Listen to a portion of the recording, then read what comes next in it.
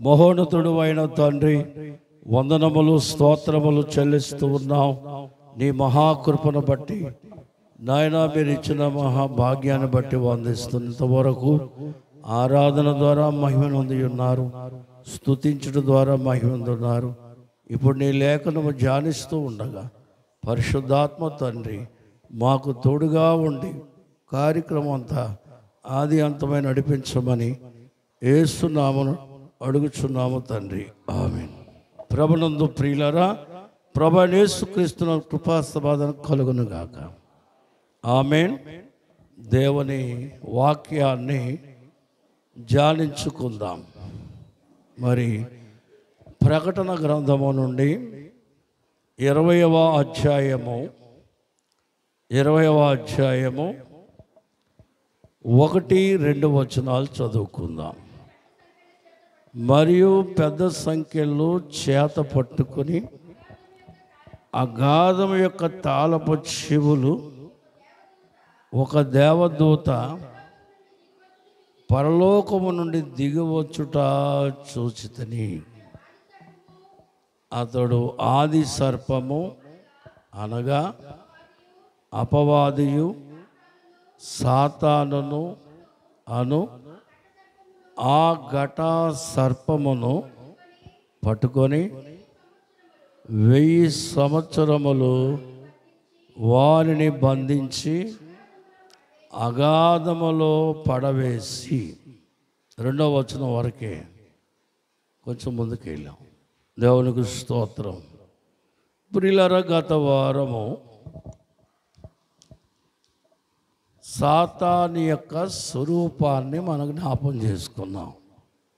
ఎవరి స్వరూపాన్ని, ఎవరిని స్మరించాలా మనం? దేవుడినా సాతాన్నా? మరి గత వారం దానికి ఉన్న వైభవము, దాని మోసము, దాని అంతము ఎలా ఉంటుందో ఒక్కసారి మనకు జ్ఞాపం చేసుకున్నాం. ఆ ఒక్కసారి జ్ఞాపం చేసుకునేటప్పటికీ కొందరు కొంచెం ఇబ్బంది కూడా పడి ఉంటారు కదా. దేవునికి స్తోత్రం. ప్రియులారా, మరి ఎంతమంది దూతలు ఉన్నారని చెప్పుకున్నాం?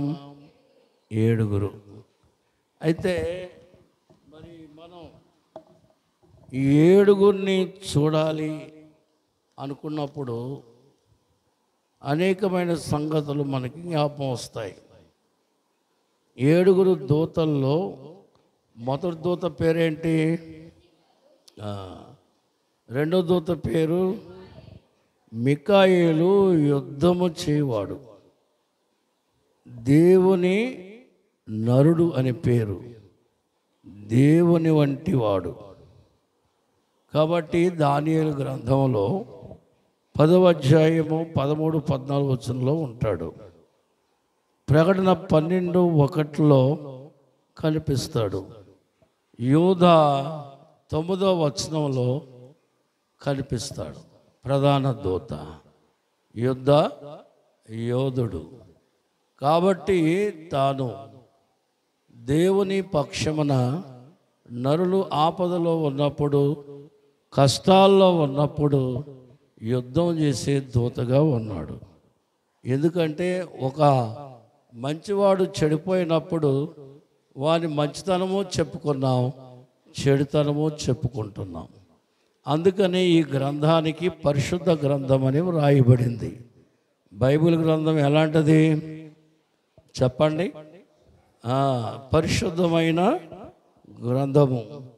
రెండవదిగా మనం చూస్తున్న 3వదిగా గాబ్రియేలు, అంటే వర్తమానం అందించే దూత. దానియేలు గ్రంథం 8:16, 9:21, లూకా 1:32. ఈ దూత పని ఏంటంటే దేవుడు చెప్పిన మాట మనకి చేరవేయడం, మన పరిస్థితులు దేవునికి అందించడం. ఎవరి పనిది? మికాయేలు యొక్క పని, గాబ్రియేలు యొక్క పని. అంటే గాబ్రియేలు 70 సంవత్సరాలు బబులోను చెరలో ఉన్న వారికి ఆ విడుదల సమయం వచ్చినప్పుడు దానియేలుకు కొన్ని సూచనలు ఇవ్వడానికి, దేవుని ఏర్పాటు కలిగిన కార్యాల కొరకు వార్త అందించడానికి కనిపిస్తూ ఉంది. అలాగనే మనం చూస్తే 1:32లో మరియమ్మను మరి నీ గర్భవాసాన ప్రభు వస్తున్నాడు అని పరలోక సంబంధమైన సంగతులు దయాప్రాప్తురాలని దీనముగా చెప్పి ఒప్పించింది. దేవుని స్తోత్రం. అయితే సర్కాయేలు ఇవి మన గ్రంథాలు లేవు. ఇది తోబీత్ అనే గ్రంథంలో రాయబడిన మాటలు. ఇవి ఆర్సిఎం గ్రంథాల్లో కనిపిస్తారు. వీళ్ళు సర్కాయేలు అంటే దైవ చిత్తము జరిగించిన వారిని కాపాడువారు. ఇప్పుడు లోతు కనబడుతున్న అనుకోండి, లోతు కుటుంబాన్ని కాపాడుటకు ఉపయోగపడినటువంటి ఒక దూతగా మనం భావించవచ్చు. దేవునికి స్తోత్రం. ఏం జరుగుతుందో అని కొంచెం వెనక్కి చూసింది శ్రీమతి లోతు గారు. వెనక్కి చూసిందా ముందు చూసిందా? మరి మీరు ఎలా చూస్తున్నారో చూసుకోండమ్మా.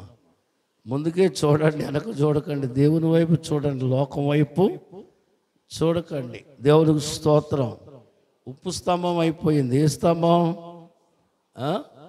ఉప్పు అంటే రుచిగల జీవితం స్తంభం గడ్డగట్టేసింది.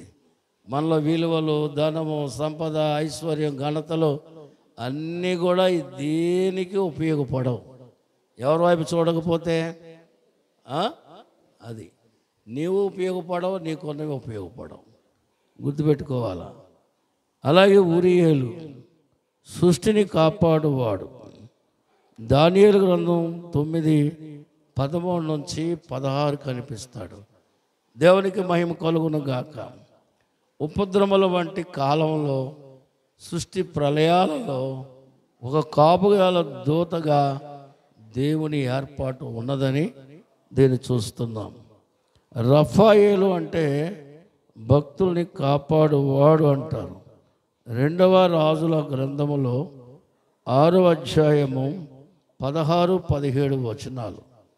ఇక్కడ మనం ఏం చూస్తామంటే, ఎలీషా శత్రువులు వచ్చారు ఎలీషాను పట్టుకెళ్ళడానికి.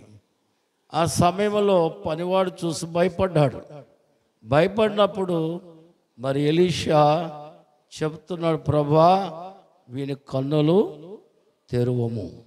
అందుచేత మరి ఆ సమయంలో ప్రార్థన దేవుడు విన్నాడు. వారి కన్నులు తెరిచినప్పుడు వారి చుట్టూ ఏమున్నాయి? మన ఇంటి చుట్టూ శత్రువుల సైన్యం ఉంది, కానీ వీరి చుట్టూ దేవుని కాపుదల గల అగ్ని రథములు ఉన్నాయి. ఇలాగూ కాపుదల గల కార్యాల కొరకు ఏర్పడ్డారు. రఘుయేలు అనంటే మరి దేవుని ఉగ్రత నుండి కాపాడువాడు. ఎహెజ్కేలు గ్రంథములో 25-28 ఆ ఒక్క వచనం చదువుతారు ఎవరైనా? 25-28 వచనం.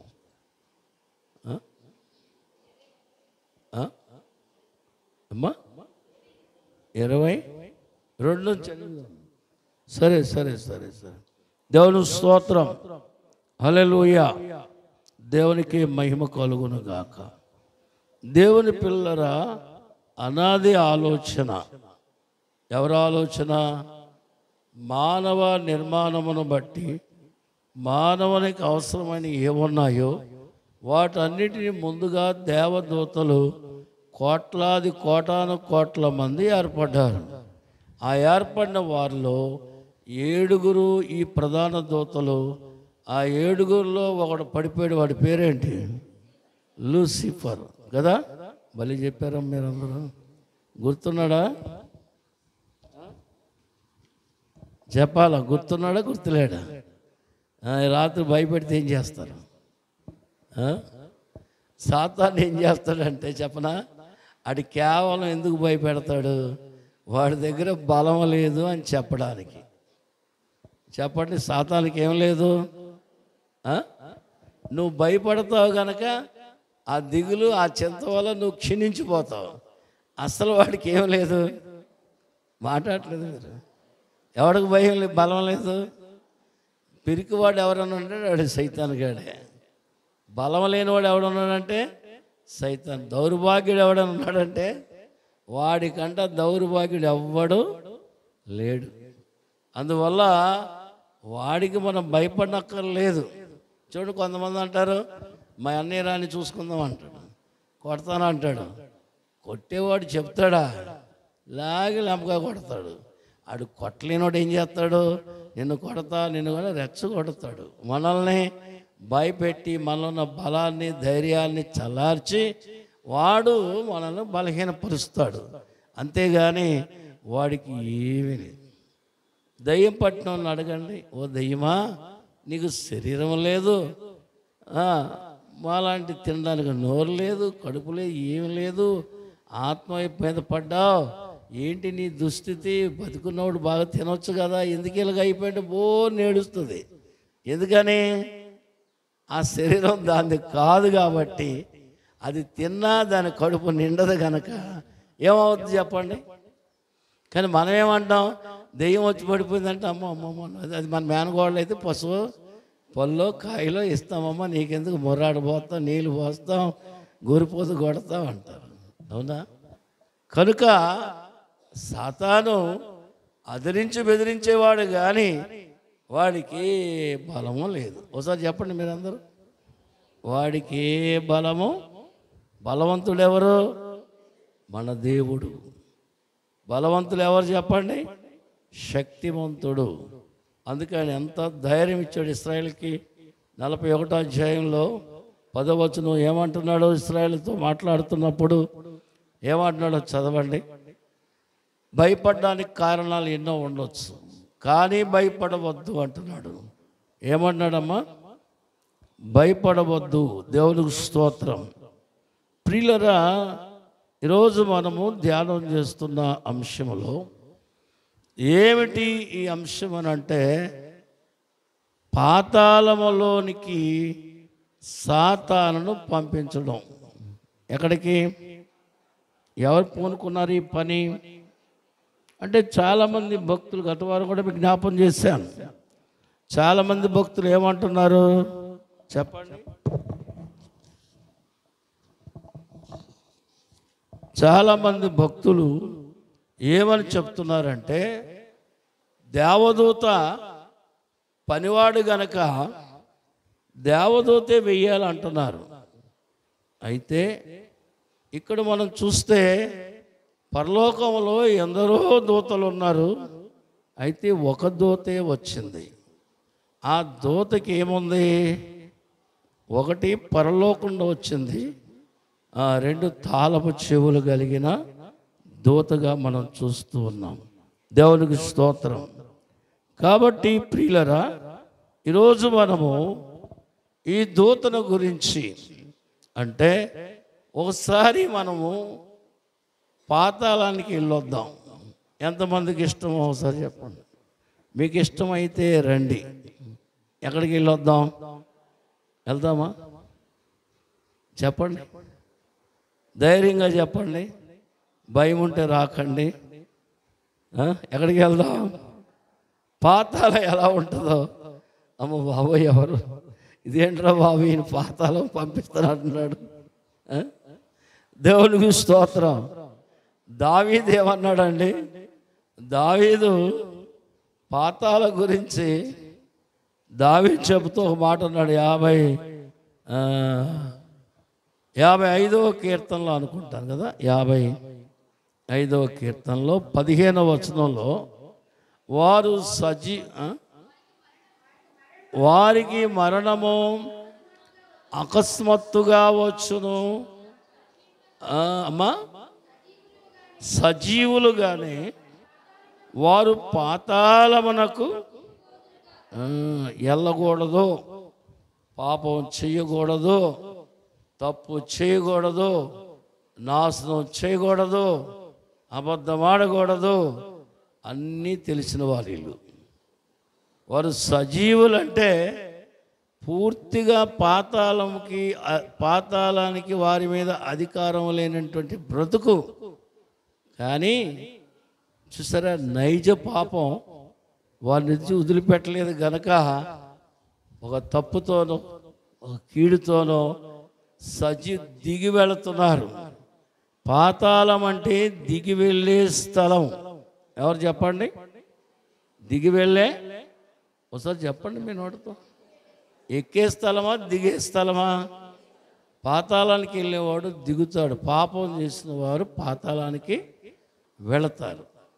అందుకని 9:17 కీర్తనలో ఏమనుంది? దుష్టులను దేవుని మరచువారును ఎక్కడికి వెళ్తారు? పాతాళానికి దిగుతారు. ఎవరు వెళ్తారమ్మా? దుష్టులంటే ఎవరు చెప్పండి? నా తల్లి నన్ను కనలేదు అన్నవాడిని ఏమంటారు? దుష్టుడు అంటారు. దేవుడు నన్ను కలుగు చేయలేదు, ఎవరో చేశారు అనుకున్నవాడిని కూడా ఏమంటారు? దేవుడిని దేవుడిగా ఒప్పుకోలేని వారు దుష్టులు. రెండవది, దుష్టులను మర్చిపోతారు. ఎవరిని? తినవన్నీ మర్చిపోతారు, ఇచ్చినవన్నీ మర్చిపోతారు, తీసుకున్నవన్నీ మర్చిపోతారు, ఏ రోజుకి ఆ రోజే. అందువల్ల వారు పాతాళమునకు ఏమవుతారు? ఎక్కుతారా దిగుతారా? ముందు మనకి ఇవన్నీ మనకి సంక్రమించడానికి కారకుడు ఎవడు? అది మనందరినీ పాపములోనికి, పాప ఫలితాల్లోనికి నెట్టడానికి సకల ప్రయత్నాలు చేశాడు ఎవడు? సైతాను గాడు. ఎవడు చెప్పండి? అందువల్ల ఈవేళ దేవుడు చివరకు వాడిని ఎక్కడికి వేస్తున్నాడు? ఎక్కడ పంపిస్తున్నాడు? పాతాళానికే పంపిస్తున్నాడు. అవునా? నీవు చేసింది నీ మీదకే వచ్చిందంటే లోక సామెతలో. ఎవడు తీసిన గోతులో, ఆ మాట ఎవరి వల్ల వచ్చింది? సైతాను వల్ల. వాడు మనకు గోతు తీస్తే దేవుడు వాడిని గోతులో వేసాడు. అది ఈవేళ మనం ధ్యానిస్తున్న అంశము. దేవునికి స్తోత్రం. అగాధము అన్నారు అంటే భూమి క్రిందున్న భాగం. భూమి కిందున్న ఎఫెసీ పత్రికలో 4వ అధ్యాయము 9వ చదువుకుందాం. 4:9. ఆరోహణమాయనగా ఆయన భూమి యొక్క క్రింద భాగములకు దిగునని అర్థమిచ్చుచున్నది. అంటే ఇక్కడ మనం చూస్తే క్రింద భాగముల కంటే దిగి, అంటే ప్రభైన యేసుక్రీస్తు వారు శిలువ మరణం పొందినప్పుడు చెరగా పట్టుకొని వెళ్ళడానికి ఎక్కడి వరకు వెళ్ళాడు ఆయన? శిలువ మీద నుండి అక్కడ చీకటి కనబడింది, కానీ ప్రభుని చూసారు ఎవరైనా? ఆ చీకటి అలాగే ఉంది, కానీ ప్రభు పాతాళ వరకు దిగి వెళ్ళాడు. పాతాళ వరకు దిగి వెళ్ళి చెరగా పట్టుకొచ్చినట్లుగా మనం చూస్తాం. దేవుని స్తోత్రం. ప్రియులరా, 1000 సంవత్సరాలలో ఇప్పుడు కొన్ని మాటలు చెప్పి మళ్ళీ వచనంకి వెళ్దాం. చూడండి, 1000 ఏండ్లు కాలము సాతానికి బంధన. ఎన్ని సంవత్సరాలు? కృపాకాలము మారు మనసు పొందిన వారికి. ఎవరికి? సాతానుని ఒకవేళ ఈ 1000 సంవత్సరాలు ఈ మొట్టలేని గోతులు వేస్తే ఒకవేళ మారుతాడేమో. దేవుడు చిన్న ఆశ, కానీ మారుతాడా? సస్తే మారుతాడు. చెప్పండి. చాలామందికి ఎన్నో అవకాశాలు దేవుడు ఇస్తాడు, మీలో కూడా, కానీ మారం. అదే చిన్న తప్పు మానేమంటే బలివాళ్ళకు ఎలా మానేస్తాం అని చెప్తారు. దేవునికి స్తోత్రం. ఒకరి ఇంట్లో దిగుతూ ఆవును కట్టేశారు. ఏంటమ్మా అని అడిగితే, మీ పాస్టర్ గారు, అంటే అప్పుడు నేను విశ్వాసని, మన పాస్టర్ గారు వాళ్ళ మామగారు చుట్టగాలుతాడని చెప్పాడు. ఆయన చుట్టగాల్చడానికి ఆవును కట్టడానికి సంబంధం ఉందా? అంటే తప్పుని తప్పుగా ఒప్పుకోక, వాక్యాన్ని వాక్యంగా తెలుసుకోక ఈ తప్పులన్నింటినీ సాతాను చేత జరిగించిపోతున్నాయి గనక వాడి చేతిలోకి వెళ్ళిపోయి నష్టపోయే భక్తులందరూ ఉన్నారు. ఎంతమందిని వాడు నష్టపరిచాడు గనక దేవుడు ఊరుకుంటాడా? దేవుని స్తోత్రం. పరలోకములో అపవాది పాపం చేసినప్పుడు దేవుడు ఒక అవకాశం ఇచ్చాడు, కానీ అది మారు మనసు పొందలేదు, దాని తప్పుని ఒప్పుకోలేదు. దేవుని స్తోత్రం. హల్లెలూయా. మనము 19:21 దగ్గరికి వచ్చినప్పుడు ఆయన నోటి ఊపిరి చేత అనేక మంది చనిపోయారు. ఊపిరి అంటే గాలి, చెప్పండి. ఆయన గాలి ఏమైపోయింది? అనేక మందిని. ఇవాళ ఊపిరి మనకు ప్రాణాధారమై ఉంది. మనకు ప్రాణాధారమైన ఊపిరే ఇప్పుడు ఏమైంది? ప్రాణము పోగొట్టుకోవడానికి కారణమైంది. ఇవెందుకు మనం చెప్పుకుంటున్నామంటే, సాతానికి ఎన్ని రకాల అవకాశాలు ఇచ్చినా ఏది వాడుకోలేదు గనుక వాడు శిక్షలోకి వెళ్తున్నాడు. ఎక్కడికి వెళ్తున్నాడు అమ్మా? 7 ఏండ్ల శ్రమలో మనము 16 అధ్యాయం నుంచి ప్రకటన, సూర్యుడు వేడెక్కిపోతున్నాడని రాయబడింది. ఇప్పుడున్న కిరణాలు ఎండకి ఈ మధ్య కాలంలో చెమటలు కక్కా మనం. మరి 7 ఏండ్ల శ్రమలో పూర్తిగా అగ్ని కణమవలే ఉండి ఎలా ఉంటాం మనం, చెప్పండి? అటువంటి కష్టాలనేవి ఇక్కడ మనం చూస్తాం. దేవునికి స్తోత్రం. 7 ఏండ్ల శ్రమ ముగింపు తర్వాత చూడండి, దేవుని యొక్క ఏర్పాటును బట్టి సాతాను అనుచరుల చరిత్ర ముగింపు. ఈ 20 అధ్యాయంకి వచ్చేటప్పటికి దాని అనుచరగణమంతా అయిపోయారు. ఒక్కడే మిగిలాడు. ఎవడో? ఇవాళ సంఖ్యలతో బంధించి ఆ మట్లేని గోతులో వేసే సమయానికి ఎంతమంది ఉన్నారు? దాని జట్టు అంతా. వారికి శిక్ష పడినందుకు సాతానుకు బాధ కలగలేదు. ఎవరికి శిక్ష పడినందుకు? వారికి శిక్ష పడలేదు, బాధపడలేదు. కానీ ఇక్కడ ఉన్న వారిలో అంటే, అందుకనే ఈ 20 అధ్యాయము సాతాను చదవనివ్వదు, విననివ్వదు, వివరించనివ్వదు. కారణం ఏంటో తెలుసా? దాని కుట్టంతా ఏ అధ్యాయంలో ఉంది? అంత గొప్పగా చెప్పుకున్న సాతాను గోతులోకి వెళ్తుంది కాబట్టి, అందుకని ఈ అధ్యాయము చదివితే ఏదో ఒక రకమైన భయం అనేది మానవుల్లో కలిగించాలని దానికి గొప్ప కష్టం ఉంటుంది. అయితే వదిలేద్దామా? చెప్పండి అమ్మా, వదిలేద్దామా? పరలోకంలో ఉన్న దూతలు అనేక మంది ఉన్నా ఈ దూతని లేక అపవాదిని మరి దేవుడు ఎందుకు శరలో వేశాడో మనం చూడబోతున్నాం. దేవునికి స్తోత్రం. 1 తాళపు చెవి, 2 పెద్ద సంఖ్యలు. పరలోకం నుండి వచ్చిన దూత చేతిలో ఒకటి ఏముంది? తాళపు చెవి. రెండవది దేవుడు. చూడండి, ఇక్కడ మనం చూస్తే ఎందుకు ఆయనే ఈ తలుపు తీయాలి? మీరు చెప్పండి. ఎందుకు తీయాలి అంటే, మనము 2వ అధ్యాయం 2వ పేతురు పత్రిక 2:4 చదువుదాం. 2వ అధ్యాయము 2:4 ఎవరైనా చదివితే చదవండి.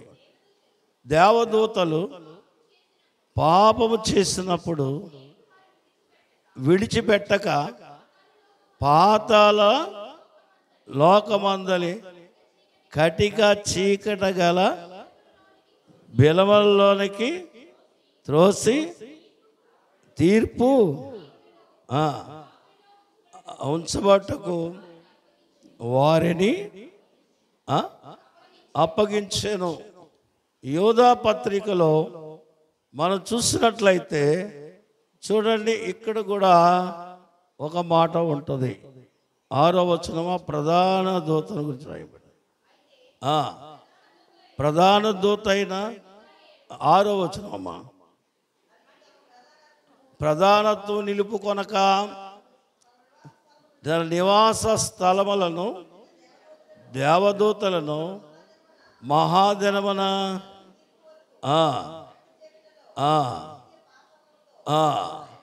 ఆయన బంధించి అంటే ఇప్పుడు తాళపు చెవులు ఎవరి చేతిలో ఉన్నాయి? మీరు చెప్పండి. దేవదూతల చేతిలో. ఎందుకంటే ప్రధాన దూతకు అప్పగించిన ఆరంభ కాలంలో అధికారాలన్నీ దానికే ఉన్నాయి. కానీ ఎప్పుడైతే అది దేవుని మీద తిరుగుబాటు చేసిందో ఏం కోల్పోయింది? అధికారం. చెప్పండి ఒకసారి, మీ నోటితో చెప్పండి, నవ్వుతో చెప్పండి. సైతాన్ ఏం కోల్పోయింది? మీరు కాదులేండి, మీరు బాగానే ఉన్నారు. ఎవరు కోల్పోయారు? అధికారము కోల్పోయింది. కాబట్టి దేవుని పిల్లరా గమనించండి, ఇప్పుడు పాతాళ ఆ అధికారము కలిగినటువంటి ప్రభు ఆ తలుపు తీయాల. దూత తీయగలదా? మీరు చెప్పండి.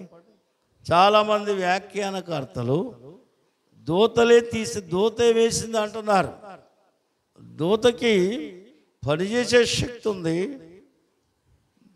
దేవుని కార్యాల్లో ఎదిరించే శక్తి ఉంది, పరిశుద్ధ నిలుపుకునే గడుస్తనం ఉంది. కానీ ఇక్కడ దూత అయిన మరి మికాయేలు మోషే శరీరం నుంచి వాదించినప్పుడు వాదించారు అంటే ఎంత యుద్ధం జరిగి ఉంటుంది, ఎంత కష్టం జరిగి ఉంటుంది, ఎంత వ్యతిరేకత కలిగి ఉంటుంది. అలాంటి దూతను తలుపు తీసి లోపల వేయగలదా? మీరు చెప్పండి, వేయగలదా? అందుకు ఎవరు రావాలి ఇక్కడ?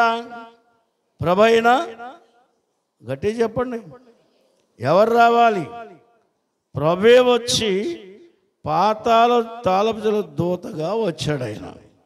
కాబట్టి ఒకటి ప్రధాన దూత రూపములో ఉండి సైతాను మారిపోయింది. సైతానుగా ఎలా మారిపోయింది? పోలిగిపోయింది, అన్నీ కోల్పోయింది. అలాగే ఆయన నరులకు రక్షించడానికి నరుడుగా వచ్చాడు. ఎలా వచ్చాడు? రక్షకానా నా నిమిత్తమై నీవు. మన నిమిత్తం ఎలా వచ్చాడు ఆయన? నరుడుగానే ఆయన వచ్చాడు. దేవుని స్తోత్రం. కనుక దేవుని పిల్లరా, తీర్పు తీర్చినప్పుడు ఆయన నరుడుగానే కనిపిస్తాడు. దేవునికి మహిమ కలుగును గాక. అయితే పాతాళ లోకపు తాళపు చెవులు దూత చేతిలో ఉండెను అని మనం చూస్తున్నాం. కాబట్టి ప్రధాన దూత చీకటి గల బిలమలలో బంధింపున అక్కడ ఎవరు వెళ్ళలేరు. తలుపు తీస్తే లోన ఉంటారా? రారు. మీదకి వస్తారా? రారా? అందుచేత లోపల ఉన్నటువంటి వారు, బంధించబడిన వారు బయటకు వస్తారు. అంచేత ఈ దూతను లోపల వేయాలి. ఎక్కడ వేయాలా? దేవుని స్తోత్రం. అందువల్ల అగాధం యొక్క తలుపు చెప్పండి, ఇది పాతాళములోనున్న మరొక భాగం. అగాధం అంటే అంతులేనంత, ఎన్ని లక్షల కిలోమీటర్ల లోతు ఉంటుందో చెప్పలేము. అంత లోతుకి 1000 సంవత్సరాలు ఎవరు వెళ్తారు? చెప్పండి అమ్మా. అంత శిక్ష ఎందుకు వచ్చింది? ఇంతకీ చెప్పండి, అంత శిక్ష ఎందుకు వచ్చింది? ఎవరి మాట వినలేదు.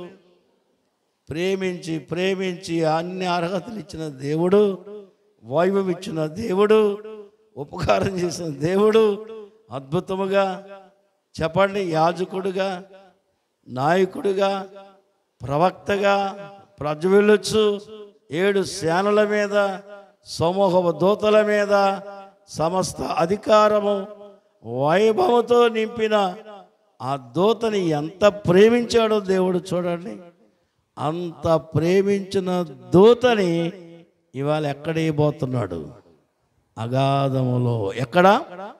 ప్రియులరా బాగా వింటున్నారమ్మా? ఎంతమంది విన్నా చెయ్యొత్త? నిన్న వాళ్ళందరూ వినబడుతుందా నా మాటలు? ఒకసారి చెయ్యొచ్చు చూపించండి. ఏమైంది? Right right right. అయితే అంత ప్రేమగల దూతనే వదలకపోతే నిన్ను వదులుతాడా ఆయన? నిన్నేమైనా వదులుతాడా? చెప్పాలా? ఏ విషయంలో నీవు తిరుగుబాటు చేస్తున్నావో, సరిగా సన్నిధి, సరిగా ప్రార్థన, సరిగా వాక్యము, ఏమండి దేవునికి స్తోత్రం, హల్లెలూయా. ఈవేళ సేవకులు చేసే పనుల మీద ఆధారపడక విశ్వాసి తనకు తానే సిద్ధపడకపోతే ఏమొస్తాయి? చూడండి, పాతాళం అనే మాట ఇంతకుముందు చదువుకున్న పేతురు, 2 పేతురు పత్రిక 2:4 చూడండి ఏమని ఉన్నది? టర్పరస్ అన్నారు. దాన్ని ఏమన్నారు చెప్పండి? టర్పరస్ అంటే పాతాళము. ఏంటది? పాతాళ లోకం. ప్రియులరా, ఈ పాతాళ లోకం అంటే మీరు అనుకోవచ్చు, పాతాళానికి ఏ గవర్నమెంట్ వచ్చి ఒకవేళ కరెంటు వేస్తే అక్కడ లైట్ ఎలగదు. అది ముఖ్యమైన అంశం. ఏం ఎలగదు? విత్తనం వేస్తే మొక్క మొలవదు, విత్తనం వేస్తే పంట ఫలింపు ఉండదు, ఏమీ దొరకనది, ఏమీ అందుబాటు లేనిది, అంతులేనంత లోతైన స్థలం. ఏదది? ఇప్పుడు ఎవరికి వచ్చింది దుర్గతి? చెప్పాలా మరి? ఎవరికి వచ్చింది? గొప్ప దూతకు వచ్చింది. ఎవరికి? మేము గొప్పగా బతుకుతున్నామంటే కాదు, దేవుని యందు భయభక్తులు లేకపోతే, దేవుని యందు సరైన నడవడి కలిగి ఉండకపోతే ఇదే దుస్థితి మనకు కూడా తప్పదు. చెప్పండి, మనకు కూడా. దేవుడు పక్షపాతి కాడు. దేవునికి స్తోత్రం. కాబట్టి ప్రభునందు ప్రియులరా, ఇక్కడ మనం చూస్తున్నాం, ఇది చిక్కటి చీకటి గల బిలం. చెప్పండి, చిక్కటి చీకటి గల.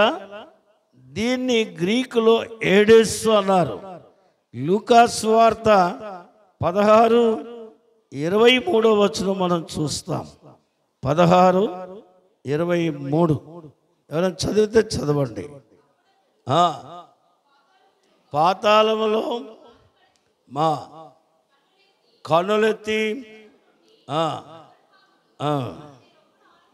రొమ్మును ఆనుకొని ఉన్న అబ్రహామా కనికరపడి. చూడండి, ఇక్కడ మనం ఏం చూస్తున్నామంటే వేదన, యాతన, మంట, బాధ అన్నీ ఇక్కడ కనిపిస్తున్నట్లుగా చూస్తున్నాం. అయితే ఇప్పుడు మనము వేసేది ఎవరిని?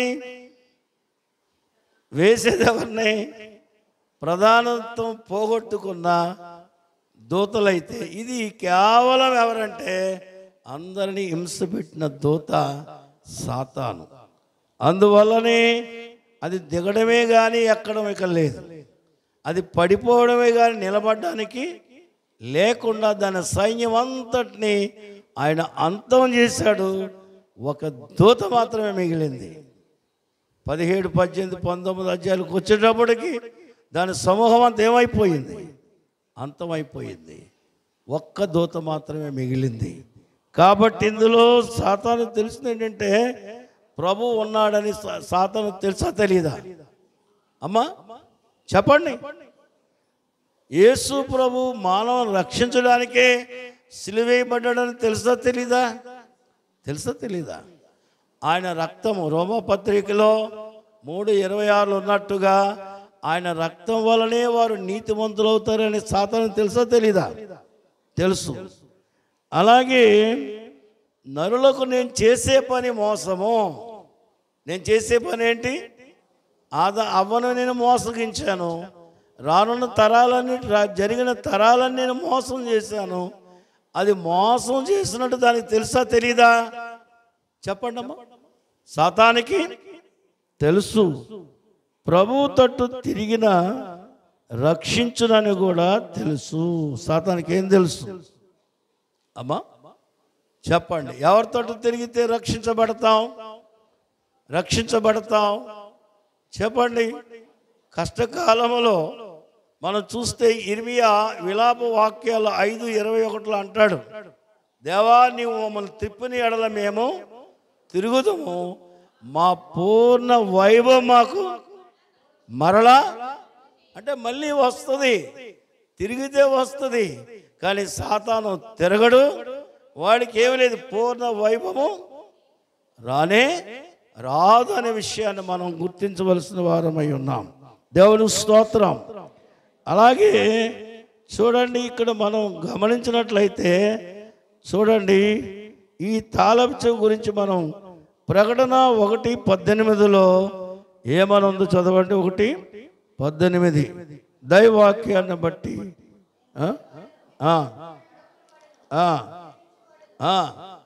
మృతుడు అయితేనే కానీ ఇదిగో యుగాలు ఉన్నాను,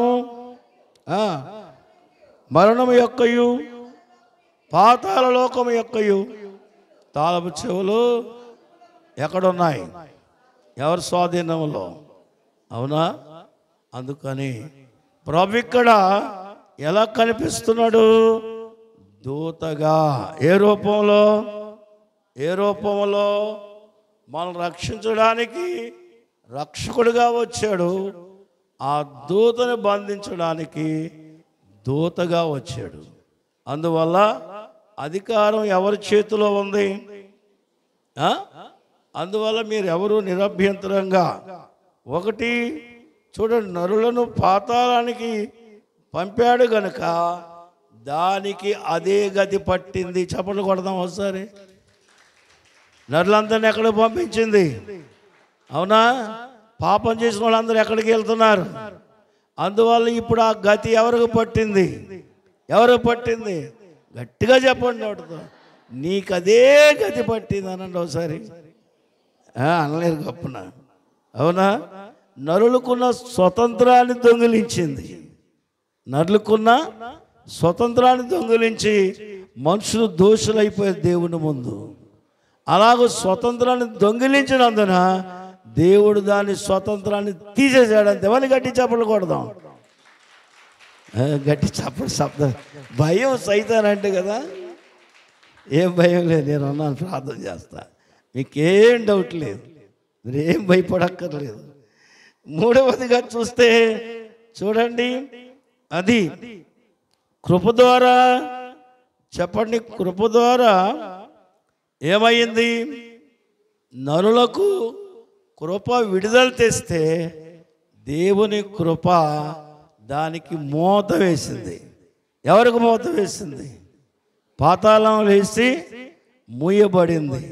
అందువల్ల ఇక వాని పనులన్నీ 1000 సంవత్సరాలు యథేచ్ఛగా భూమి మీద నరులు ఉండడానికి ఏర్పాటు చేయబడింది. దేవుని స్తోత్రం. హల్లెలూయా. అందుకని ప్రభు సమాధిలో వేయించింది. ప్రభుని ఎక్కడ వేయించింది? చంపి సమాధి చేయించింది.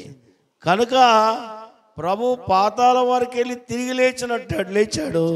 సాతాను ఎక్కడికి వెళ్ళింది? అందువల్లనే చెప్పడానికి ఏం సిద్ధమైపోయింది? చెప్పాలా? మీరు నోటని మాట రావట్లేదమ్మా.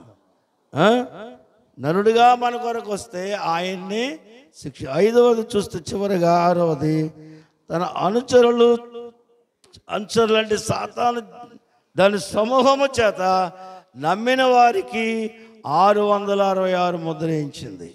ఏం చేసింది?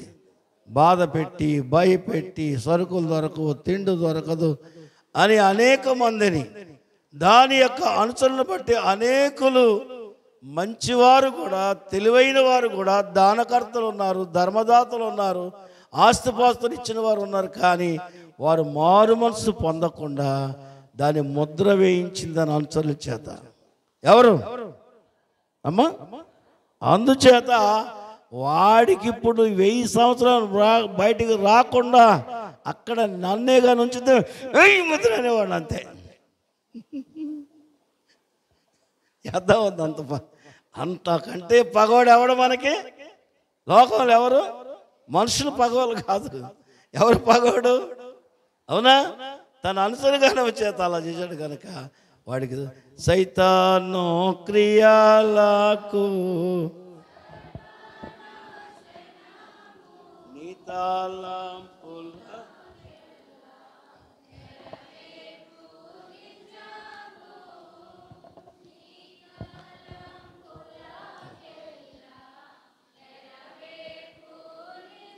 దేవదాసయ్య గారు ఆయన సామ్యుడు కనుక చక్కగా వివరించాడు. కానీ మేమైతే ఉద్రేకపూర్వం కనుక సాతానని చెప్పండి, దేవుడు బంధించడం అనేది తథ్యమనే సత్యాన్ని వాస్తవ రూపంగా అందరూ తెలుసుకొని దేవుడు నాతో ఉన్నాడు, దేవుడు నాతో ఉండాలి, నేను ఆయనతో ఉండాలని నిత్యము దేవుడు నీవు కలుసుకునే సహవాసమే దైవ సన్నిధి. అటు సన్నిధి దీవెన మీకు అనుగ్రహించును గాక.